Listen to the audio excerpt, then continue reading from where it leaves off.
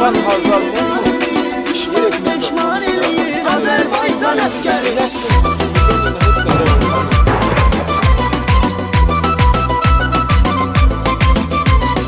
İgidlərin tükendi səbri belə olmaz daha. Hiç kimden dünyada çekimler lazımdır. Biz bu dünyada bir defa yaşıyoruz. Eşitlesin bu kilosunu. Görün benim tükür kırpını. Bunları kırmalıyız. Çekilmen geri. Bizim milletten gel küresinden elçin yoktur. Olmayacak. Hamımız hazırız her şeyden her dakika. Her dakikada bütün askerlerimizin yanlarındadır. Yokluyoruz, postlara gideriz. Ölmeye hazırız, ölmeyiz, öldüreceğiz. Onlar bizim yurdumuza hiç vakit ayak koyabilmez. Ne kadar da torpağımız var, biz verin hamısına var. Hamımız da hazırız, hamımız.